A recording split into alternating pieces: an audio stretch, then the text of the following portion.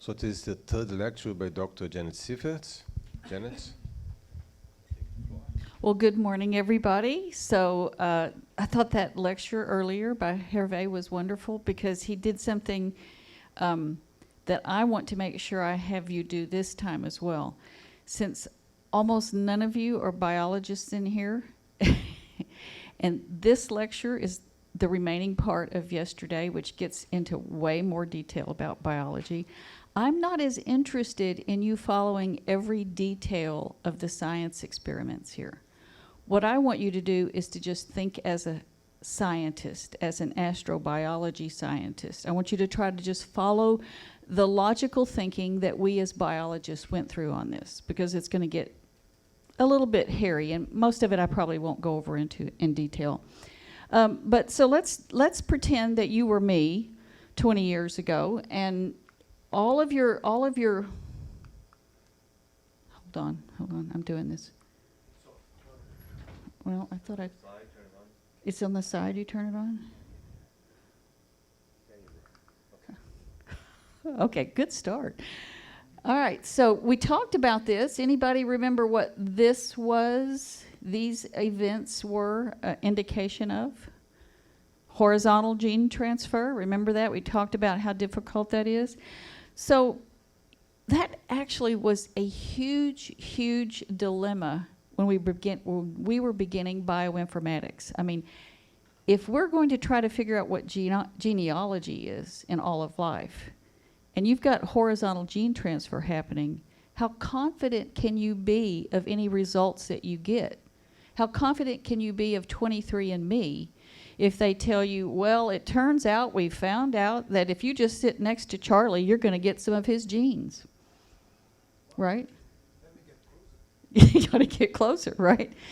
So it was a huge worry. So people, as you might imagine, scientists went from one extreme where, you know, it probably doesn't happen very often to it must happen all the time. We have absolutely no hope in finding any kind of genealogy. So what would be your answer to that question?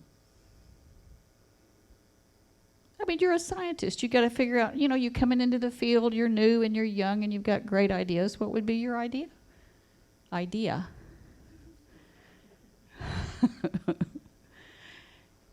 What a repetition. Try to say how can I tell a certain horizontal transfer event from an uncertain one? Or So you're going to make a comparison. You're going to make a comparison. See, I mean, that's actually a very good strategy. I mean, nothing in biology. Chemistry is different, but biology is just by its nature. There's all kinds of solutions and there's all kinds of corrections and stuff. So it makes biology is just really kind of hyper in the way you look at it. So let's, you know, he's right. Let's take something that we know for sure is a horizontal gene transfer event and then compare it to others. But at this time, when we're talking about horizontal gene transfer, we're talking about mainly just genetic sequencing. And, you know, it's a matter of how many gene sequences you have and how many sequences you compare. One of the things you got to think about is, can you compare? You have to make sure you're comparing apples with apples. You don't want to compare apples with bananas. So if everything in the world has a ribosome except for viruses, what if you look for something, one particular metabolism that only a few organisms have, and you detect horizontal gene transfer in that? So there's another solution. Can anybody think about it, what it might be? I mean, come on. You're sitting in there and you're talking with your friends and you're thinking, well, those people over there say there's a ton of horizontal gene transfer. And somebody over here says there's just none. So what are we going to do about that? Make an experiment? See how often it actually happens? I mean, let's see. So that was what I thought. Well, let's just run some experiments in the lab and see how often we can get horizontal gene transfer to happen, get an actual measurement.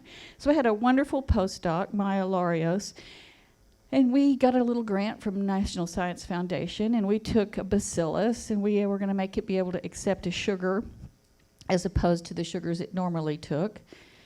2 years in, we didn't get any results.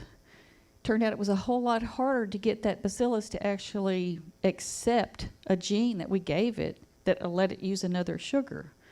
So, okay, rethink about this. About that same time, I'm talking to a collaborator named Michael Travisano, who is an ecologist, and he says, well, guess what? This is just to remind you, these are the 3 ways we think horizontal gene transfer happened, right? Those are fairly elaborate. Those are not, they're somewhat simple, but they're sort of constrained in what they can do.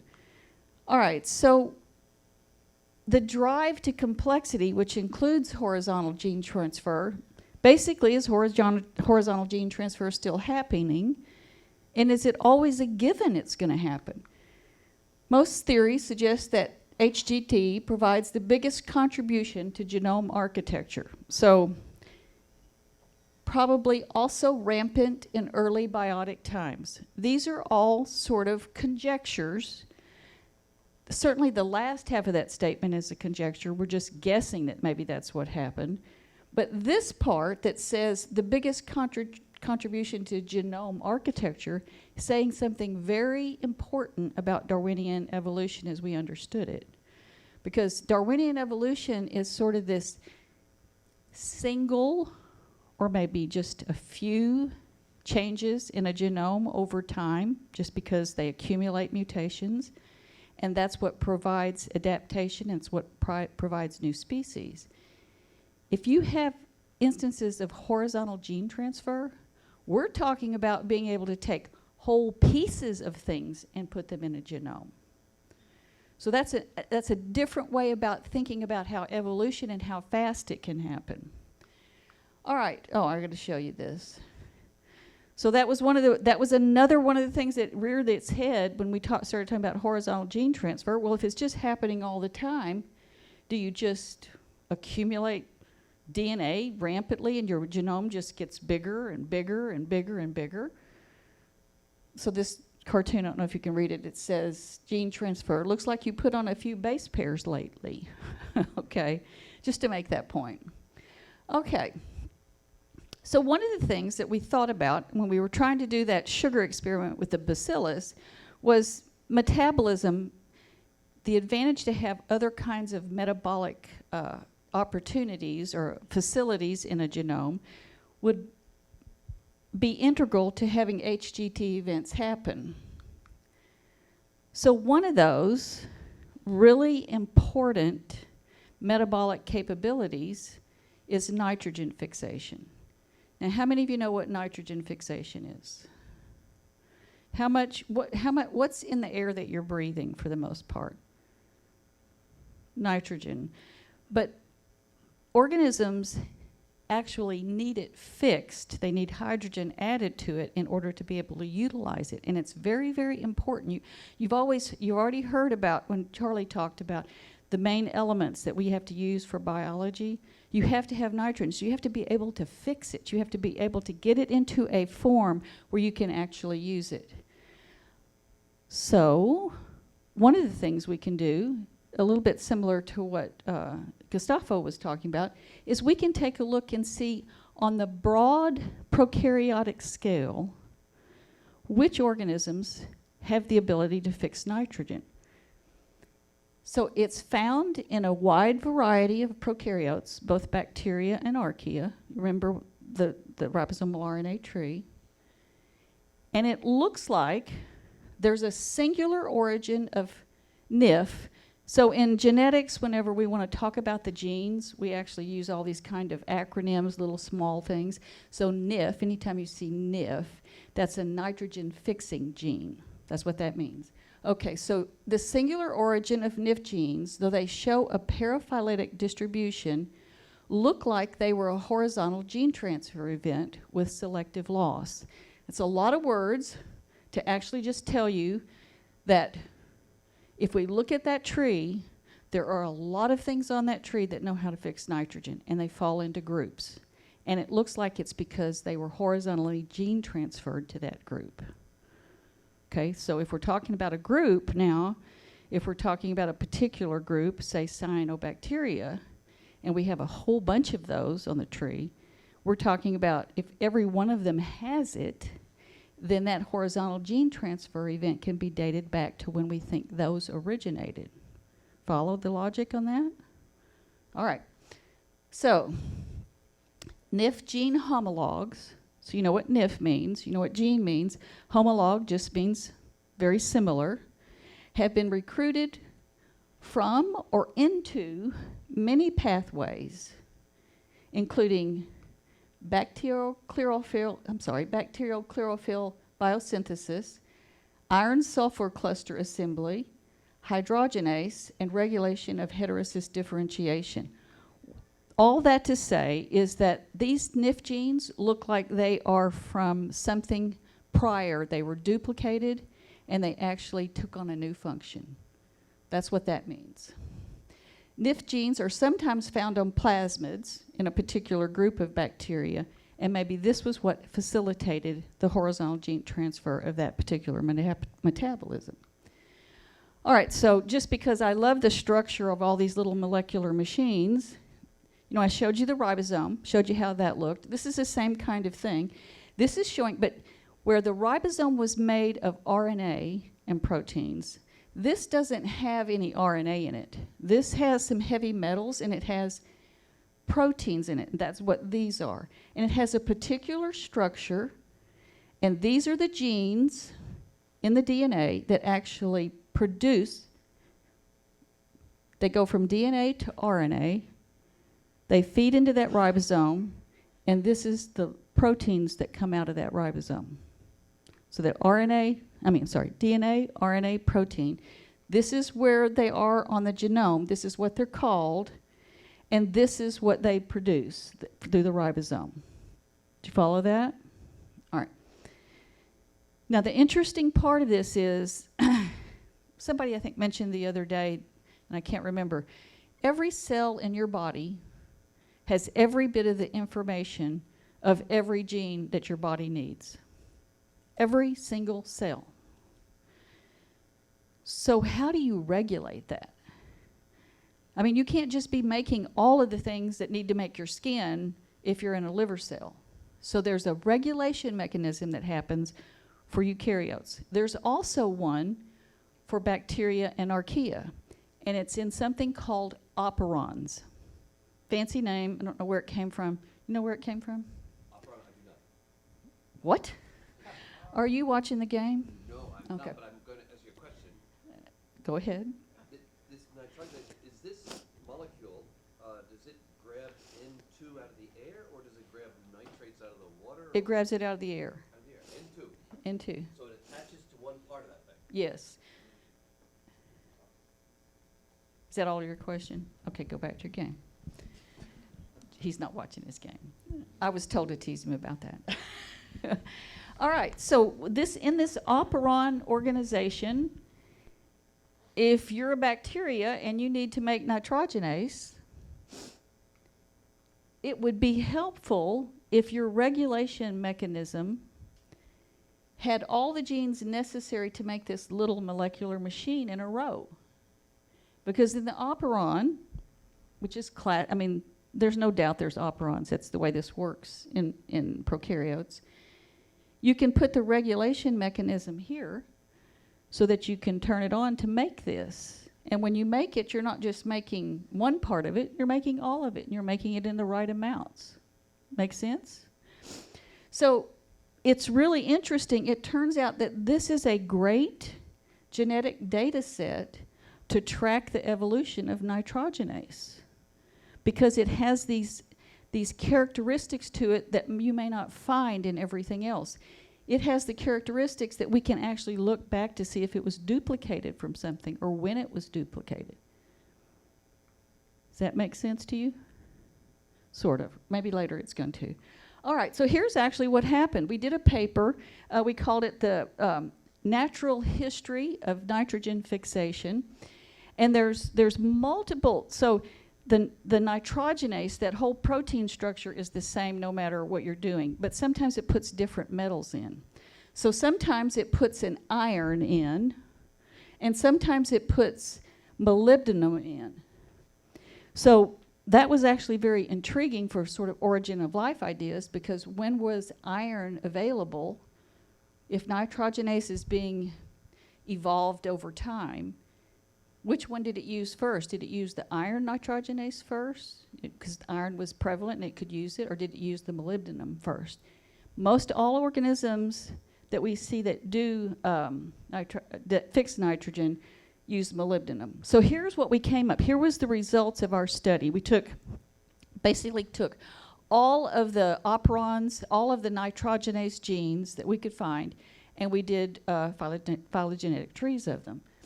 So here's what we sort of discovered in a way.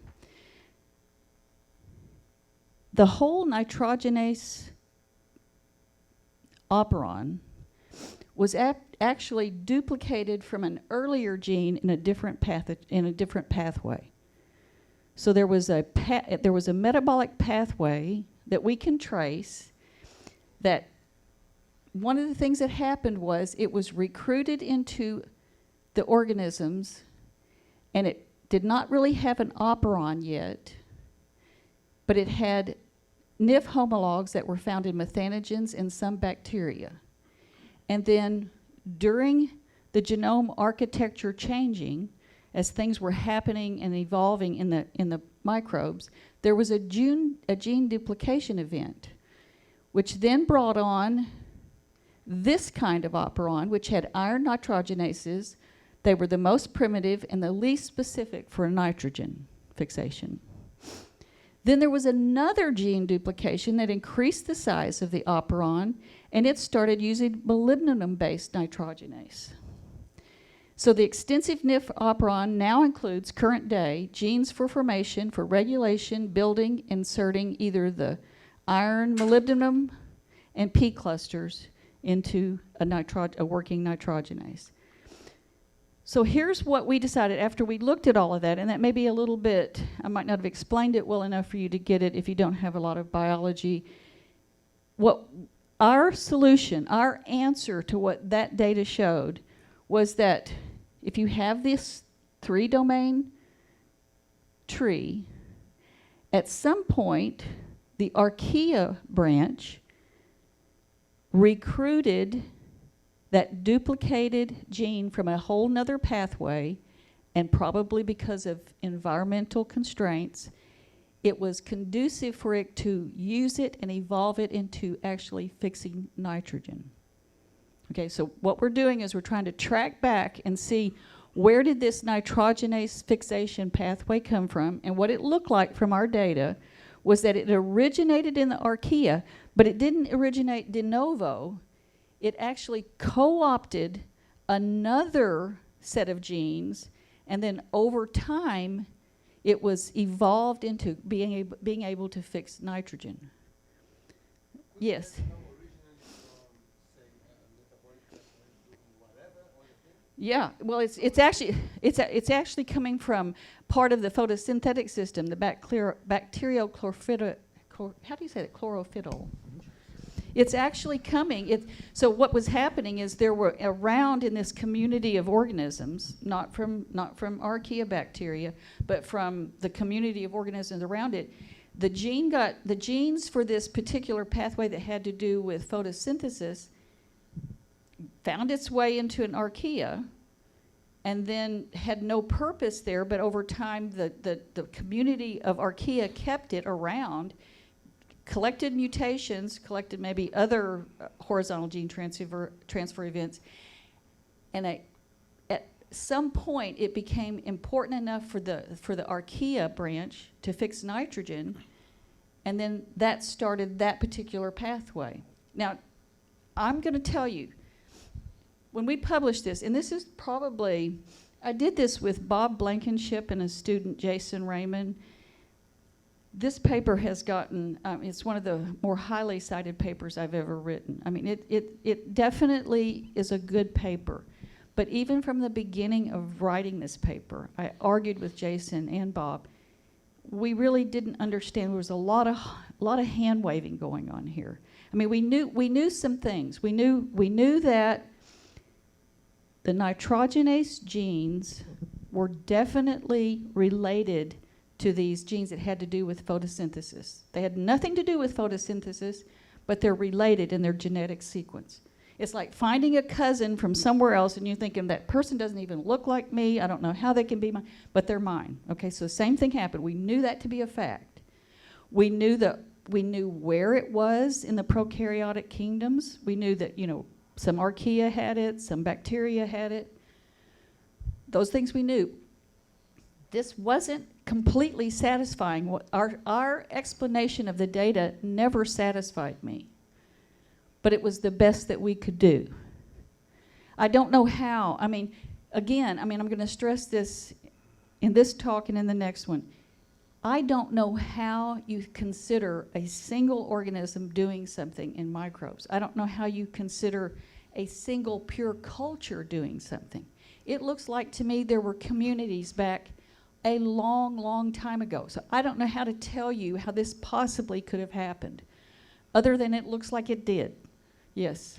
Yeah, there's one thing about the story that I find very confusing, and that is you said that this pathway was co-opted from a different pathway. Mm-hmm. But all of the organisms that existed before this had to have nitrogen. So how did they get their nitrogen? Well, that was one of the, I did a paper with Jim Casting on that. So nitrogen is fixated through lightning, is fixed through lightning. So you can actually have it, fixed that way. That's part of the problem. So this, when you see this, you're assuming that this happened way back here. Maybe it happened back here. I don't know. I don't know when this happened. This may have been a very, very early innovation that life happened onto back at a time when it was starving. Maybe that was the driving adaptation for it. Well, if it happened pre-Luca, then it would be present Well, already. not pre-Luca. Well, and that's another problem. It's sporadic placement in organisms. We don't know. Why wouldn't you have all? Well, why wouldn't everybody have nitrogen fixation? I don't know. I don't know the answer to that. Well, because one organism can depend on another. Well, another organism can depend on another. But it could have been the driving force that could have, once it gets co-opted into a certain group of organisms that are part of a community, once it gets co-opted in there and it's doing nothing, it's just taking up space and taking up resources in the genome, if there is a scarcity or a paucity of fixed nitrogen, then that can be the driving adaptation for it. It's like winning the lottery. Really, to me, that's the way I think of it. I don't know how else to explain it. It's not intelligently designed. It's not driven by some sort of. We wouldn't even be able to do it. I told you how bad we did on trying to make horizontal gene transfer successful and just using another sugar in Bacillus. So I don't know how, but all I can tell you is what we actually determined, and then give you our explanation for it. So Hervé was talking today about, we were talking how important it is for you to realize when we write a paper, you should really think about what our results are saying and how far our results push the knowledge of what we know. You need to make a concerted effort to appreciate what it says, what the results say, and what they don't say, because that's a little bit different than us putting it into some context that helps us think about it going forward, right? Do you understand what I'm telling you on this?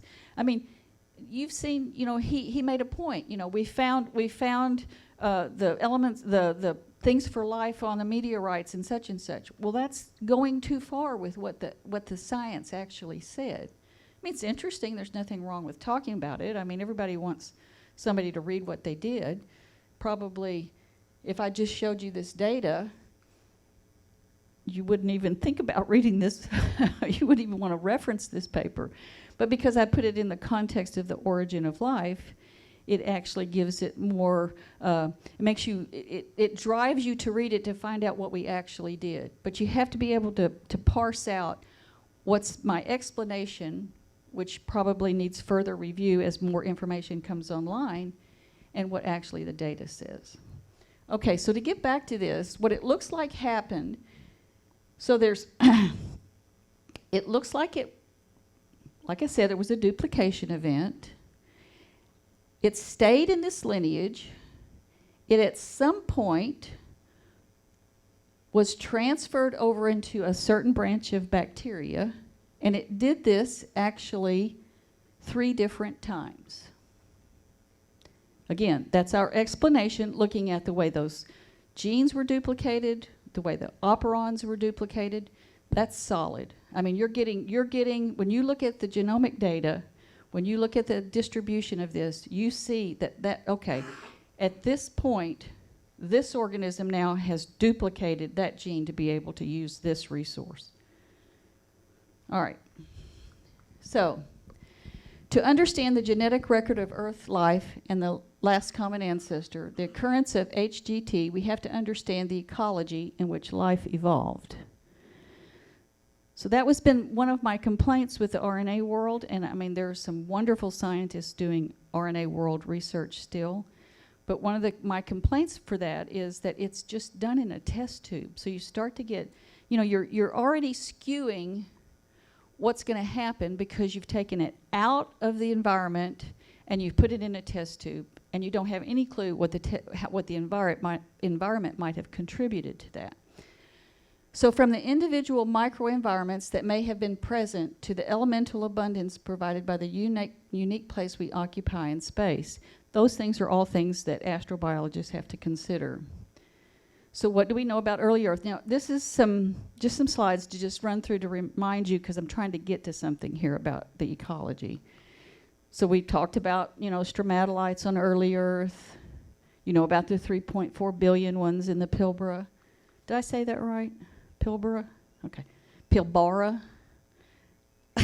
I've heard it both ways. This was one I actually got to go visit. You know, some of you, did any of you look at Evelyn's stromatolites at the back that she brought in? Were you convinced those were done by life? Or did you think they could be done? No? Oh no, we have a no shaking head over here. You know, so you believe her, but you don't see it in those. Well, I'm going to tell you, this maybe doesn't show as good as it is when you're in person. This is a 600 million year old stromatolite bed in Morocco. So this is not anywhere near the origin of lifetime or the Pilbara region stromatolites. But you'd be hard pressed to go out there and see this field. And I mean, it's, how big is a pitch in soccer? 100 meters by what, 50 meters? It's that big. And it's just full of stromatolites that are, you know, well, there's the scale bar there. I mean, you see how, I mean, it would really be hard pressed to figure out that those were somehow made by some kind of physical action. Those look like they were made by microbial communities. My point to that is that we have several examples of those. So what if we had, if we want to think about horizontal gene transfer, and we want to think about running experiments not in the lab, but sort of in a physical environment, is there any place on Earth where you might be able to do that? And sometimes, you know, so I now have a reputation of telling you that you need to follow the money and you need to have power, okay? So also try to find a study area in a really cool place, you know, like a you know, the Bahamas or something. Okay, so what do stromatolites tell us about the atmosphere, biogeochemical conditions in biology now and over time? Okay, so in order to, I had to miss a little bit of Evelyn's conversation or talk with you. How much did she explain to you about how stromatolites are made? Because I'm pretty sure I missed about 3/4. She told you how they were done. She did tell you. Okay, so the way I look at it, because I'm not that kind of a chemist, and the way I think about it is this. In Houston, we have all this clay, and we have water that when you hold it up, you know, you can see things in it. I don't think, they tell us it's not unhealthy. I mean, it's not things they've added. This is things that are, you know, naturally in there. It's hard water. So when you get into the shower in Houston, and you turn on the shower, and you get out, you do that after a week, and you got this kind of hard, rocky film on your glass or on your tile. Basically, that happened because of evaporation, right? That's what's happening. The water's evaporating off of that surface and it's leaving back calcium carbonate. Well, that's actually how stromatolites were made. That's how they're made. The only difference is it's not evaporation that causes that that lithification. What it is actually the metabolism of the organisms around there. So what are you going to have to actually create a stromatolite?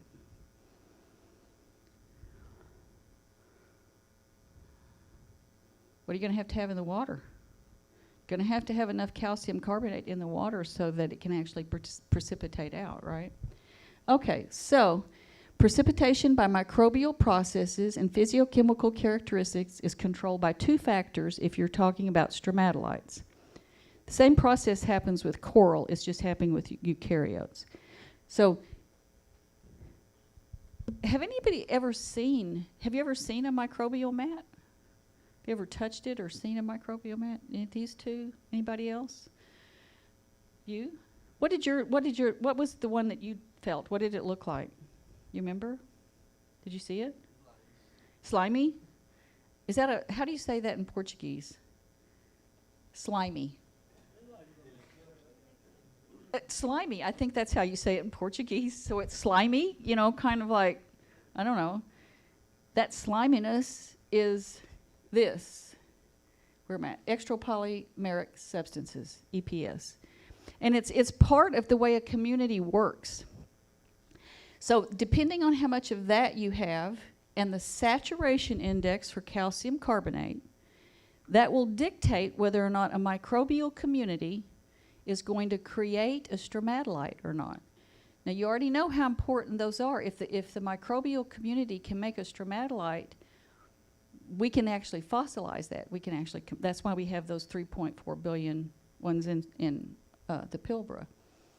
All right, so this is a graph that kind of tries to get at what possibly will make a stromatolite occur in different environments. And you don't really have to understand much about it other than that on this side, you're talking about it lithifying or precipitating out the calcium carbonate to not lithifying. This gives credence to whether or not it's being controlled by the metabolism of the community that's there and whether or not there's EPS involved. So just depending on the environment, you will have a microbial mat actually be lithified so it turns into a stromatolite or not. So this is a wonderful picture of a current freshwater stromatolite that are anchored by the primary producer cyanobacteria. So cyanobacteria are doing photosynthesis, right? So what do you think those are? Those are little oxygen bubbles. I mean, that's the community, very complex community, but on the outside of that community, the sort of the anchor to that community is the photosynthetic cyanobacteria that are producing oxygen. I don't know how well you can see this, but here, this green is the first level of the community, which is cyanobacteria, and then here are other levels underneath it. I mean, this is a consortium. This is a group, a community of very different organisms working together to do something. All right, so that brings us back to when I told you about the bacillus, and we didn't do so well with that experiment. So about that time I met Michael Travisano, and he says, well, you want to do horizontal gene transfer. You want to see what it's like. When does it actually happen? You need to go down to Cuatro Ciénegas. There's a place down there that you need to go that you can actually work with the Mexican scientists, and you can start running experiments down there. I don't know how much you know about the geology or the geography of Texas and Mexico. So I live about right here. This is, of course, Mexico. And right here, in the middle of the Chihuahuan Desert, along this huge mountain range, is a very unique place. This is what it looks like, a satellite image blown up. It's romantically called a butterfly valley. You can see why. You enter from this side. These mountains surround it. And there's some very particular things about this place. When I was young, I used to read the National Geographic magazines, and they always talked about oases. You know, I had this romantic picture of what an oasis looks like. This is an oasis in the middle of the Chihuahuan Desert. This has a hydrologic system that actually supplies this whole area with several pools and streams and rivers. They come out from underneath. Most of them are heated, and they have an extremely different chemistry. Why is it white? Oh, because it's a desert, and it also has high deposits. The sand dunes around here are made of almost pure gypsum. Are you going to ask me where that comes from? Where's it come from? I don't know. I wanted to preempt that so I could say I don't know. I don't know, but they're spectacular, I can tell you that. All right, so this place has another unique thing about it. Compared to other ecosystems like this, it's low in phosphorus. So the total phosphorus ranges between 0.05 and 0.4 micromolar, with most of the poses or pools in the 0.1 to 0.3 micromolar range. Now, I didn't come up with those numbers. We had a limnologist, freshwater biologist, who actually came up with those numbers. And he was the one, it's Jim Elser, he's the one that stated that this is an important number. It doesn't seem like it should be, but it's important when you talk about biology, and I'll get to that in a minute. My collaborator in Mexico, who I love, Valeria Sousa, she's done a tremendous amount of work down there, or up there for her. And she proposed that this valley was the remnant of an ancient ocean. Now, that particular characteristic of this came because some of the microbiota that we have done a census on in here are more related to organisms that are in the ocean. That's where this came from. This place contains living stromatolites. So there's something unique about that. When we talked about Shark's Bay the other day, remember that we said the only way that you could keep things from eating the microbes so fast that they couldn't make stromatolites is some sort of extreme environment. Well, part of the story about this place when I came into it was the reason why you had these living microbialites was because you had this low phosphorus range. It made it an extreme environment for eukaryotes. Again, it's good to have suppositions about a place. The problem is that in a lot of these pools here, when you're walking around in the kind of slushy, flurry sand on the bottom, there's a whole lot of snail poop down there, and a whole lot of snails. So I don't know. It's hard for me to reconcile that this actually is happening because you're having these living stromatolites because of the phosphorus. But that's out of my pay grade, really. Janet? Yes. Is the low phosphorus a problem for eukaryotes, but not? That's what they're saying. prokaryotes? That's what they're saying. That was the prevailing theory. And there was a guy named Minkley who came out of Arizona State that actually, this place is absolutely, you're going to see some pictures later. It's beautiful. I mean, it's just, have you ever been to a place that you think there's something that feels right about this place? It feels right. And a lot of Mexicans in the northern part of Mexico, this was their destination for Holy Week. The town is about 10,000 people, and it would swell to over 50 or 60,000 whenever Holy Week came, because it's just that beautiful. It looks like little pieces of the Caribbean were just dropped in the middle of the desert. And instead of having coral, you have stromatolites. So lots of people before me have come up with this, although I'm just being honest with you. When I've been down there, it's hard for me to reconcile that. But then maybe I don't have the numbers or the ratios right in my own head. Okay, so I've showed you these pictures. So here's one of, this is the Rio Mesquites, which is a beautiful place to snorkel. This is a round, we call them microbialides because they don't look exactly like a stromatolite, but these are kind of free floating on the floor of the river. This is a stromatolite around here, a little bit here. This is what they look like underwater and closer up. So a little bit different kind of morphology than what you're used to when you see Shark Bay or you see the Bahamas. This green is where all of the water is. Cuatro Ciénegas in Spanish. Want to guess what it means? 4 springs. 4 marshes. So historically, that was the name given to the town in the area. All right, so it's proposed as a remnant of an ocean, ancient ocean, low in P. The other factor is it has endemic species. And this was the first thing that the guy that went down from Arizona State discovered, Minkley, was that it looks like it has so many endemic species. It's similar to the endemic rates at the Galapagos. So we're talking about box turtle. There's a box turtle that's endemic to there. There are some agave.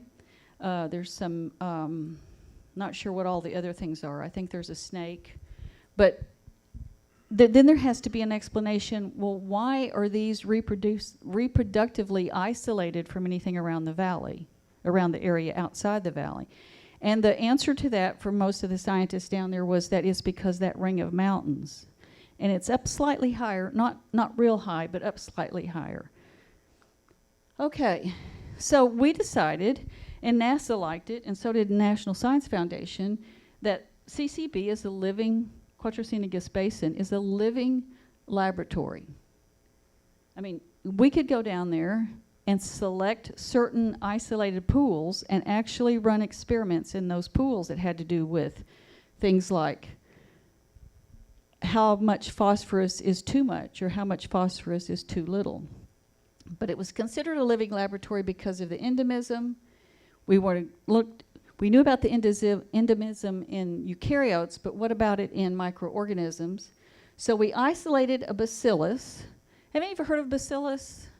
So bacillus is a common, you see it all the time in like soil and stuff. But Bacillus cereus, I think, can be a pathogen. You can get it in your eyes. So when you're messing around in your garden, don't put your hands in your eye. So we isolated a bacillus, a soil bacterium, in the waters of Cuatro Ciénegas.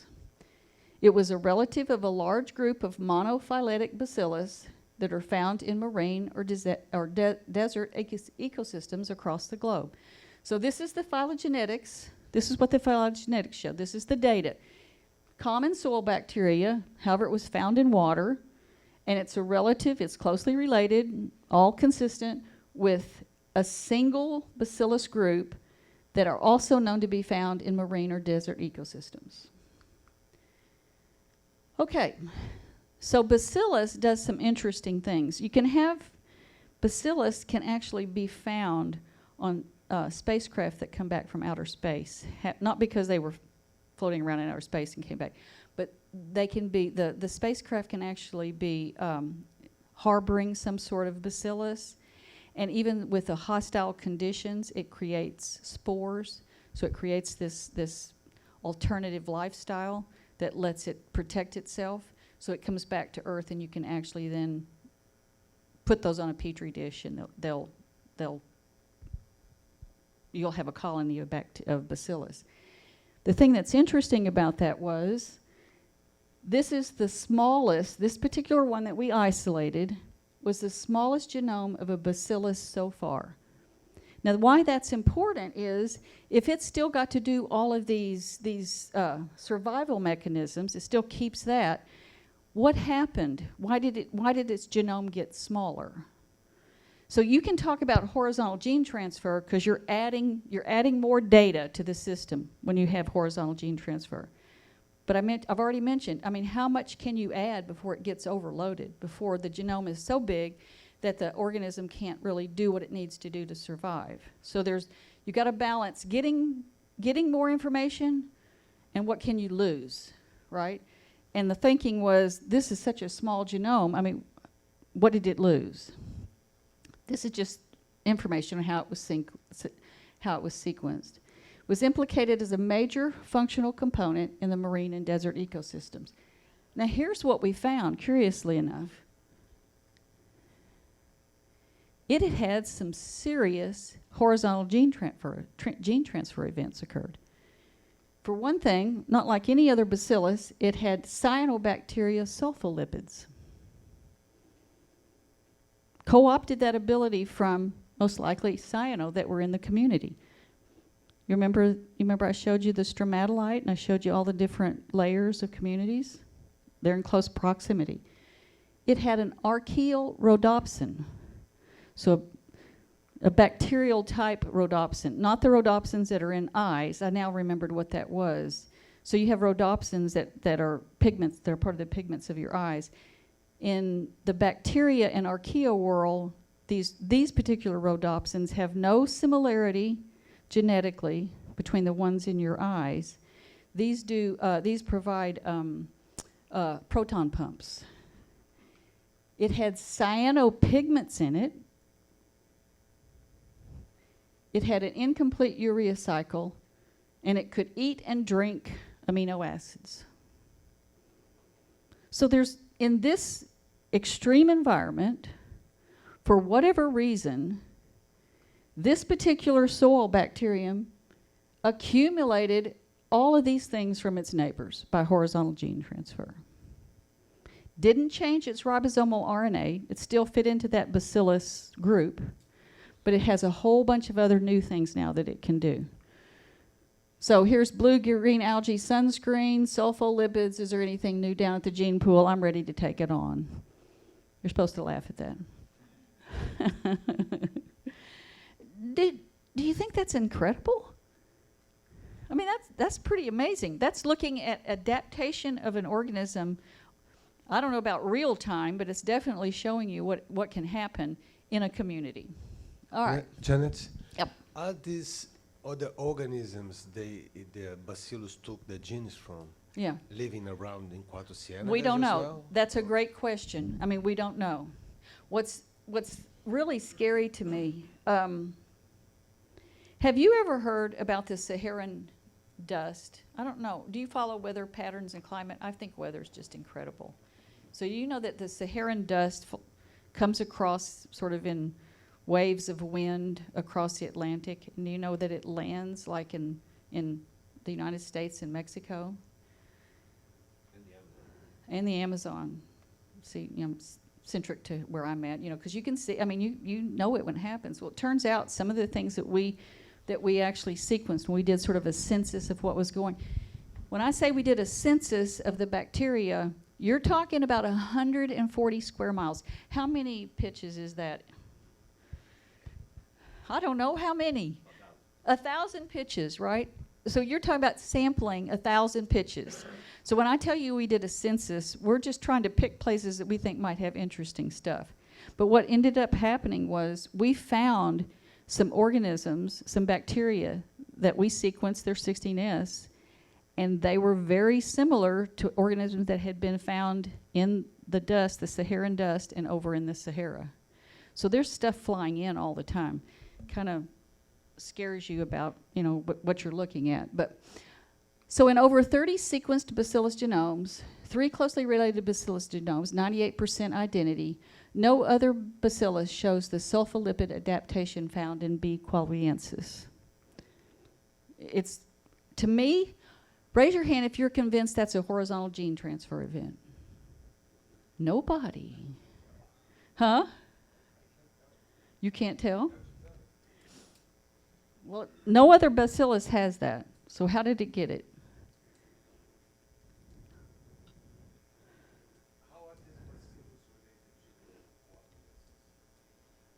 They're very close. They're within 98% identity using the 16S ribosomal unit RNA.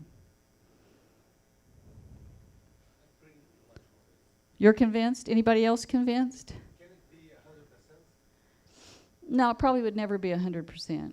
Yeah. All right. Now we're going to step into, so my idea coming down to Quattro Ciénagas was, okay, we're going to run some experiments. We're going to let things actually be able to have a horizontal gene transfer event. We're going to make it, make it favorable for them to do that and then measure it. Okay, that went out the window very fast. We located these Bacillus qualuensis, and then Jim Elser, who is a limnologist, came down and he said, well, let's talk about the stoichiometry. How many of you know that word, stoichiometry? Anybody want to define it for the group? I bet you could do a better job than I can. Nobody wants to? You want to?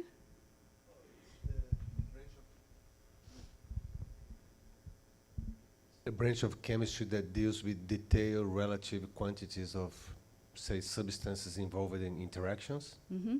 And why is that important? So that you can set the products because they depend on the relative abundances. So how would that be important to life? Because of the relative abundances that life utilizes in the fundamental atoms, in fundamental. Yeah. So if you know that life needs a certain fundamental set of elements, it shouldn't surprise you that they need them in a certain abundance, each one in a certain abundance. So the best way I can explain it to you is it's like, are you healthier if you eat junk food all the day, or you go eat a little bit of red meat once a week and a whole lot of vegetables and some bread? Huh? Option B, right? Would it surprise you to think that prokaryotes, archaea, bacteria also should not be eating junk food either? They need the right stoichiometric amounts of those elements in order to have the best shot at doing whatever they need to do, whether it's metabolizing, whether it's adapting. So Jim, this is Jim's branch of science, Jim Elser. So it's a branch, oops, oh, I almost showed you that one, okay. Okay, so it's a branch of chemistry that deals with the relative quantities of reactants and products in chemical reactions. The Redfield ratio, the optimum ratio for life, is 106 to 16 to 1 carbon, nitrogen, and phosphorus. That's like eating the healthiest food you possibly could. What have I told you about this place? What's it low in? So it's eating, the only thing it has to eat in its valley is something that's low in phosphorus. It's eating junk food all the time. That's what it's doing. So Elser and team link the elemental physiology of organisms to their food web interactions and ecosystem function. So in the summer of 2009, we ran some experiments to see how much difference this phosphorus makes. So they added phosphorus, high and low, and or organic carbon to the Rio Mesquita's water. So we ran some experiments. Think about this. This is really valuable. We're not running these in the laboratory where we have no clue what we're trying to do. We're running this where there's actual communities doing their work. We're actually doing it in situ. Ooh, I keep doing it. Water exchanged and pre-spiked. We examined the ecosystems. You know what these are here? What are those? Snail poop. No, the snail poop's white. Those are the microbialites. Those are the stromatolites. So they went down on the floor of the Rio Mesquitas, put them in those little plastic containers, put them on a screen, set them down in the Rio Mesquitas, and actually then spike the water within them to either increase or decrease the amount of phosphorus and carbon. It's a short experiment, 16 days. Don't you think this is fascinating, though, to be able to do this? I mean, how many other places do you get to do this? Don't think this wasn't a trivial thing. I mean, we don't want to, we also, this place, as I told you how special it is, we also don't want to contaminate anything either. So we have to have, we were very careful about what we did and how we did it. Okay, so it turns out that what Jim and the rest of us sort of discussing came up with is that there's an in situ, so in place, stoichiometric constraint at Quattrosynegus. The balance between the microbial community and the eukaryotic community are delicately balanced around an ecological stoichiometry. Do you want that in plain Arkansas words? It's a very delicate system that's just resting on a knife edge on how it's balanced. You know, that whole idea about, well, it's because those eukaryotes are not eating the bacteria, and that's the reason why you have the stromatolites.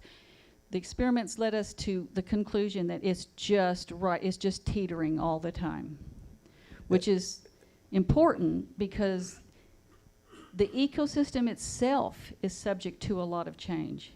You let a hurricane come across Mexico, dump a lot of water in here, you've changed everything.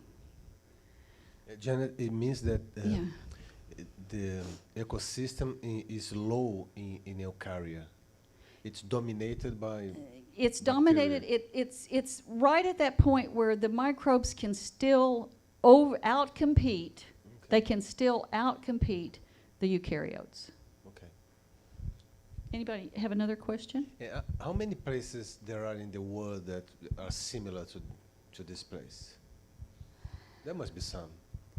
There are other places. There are other places that have freshwater microbialites or stromatolites. The reason why we say microbialites is there's different morphologies, and stromatolites kind of have a certain kind of overall morphology. So when you just have sort of like little round bacteria balls on the floor of the river, we call them microbialites. There are places in Germany that I've heard have microbialites or stromatolites. They don't have, the ones in Germany, I don't know, this has some geothermal heating to the water. Don't have any idea how much that plays into this. We've tried putting tracers in the water, so we don't have any idea how the hydrologic system is working. It's very dynamic. There's a lot of the rivers will actually empty out into a big lagoon that, in one case, it's a big, huge evaporative pond, and that's where you find those gypsum dunes that are blown up against that after, tens of thousands of years. Yeah.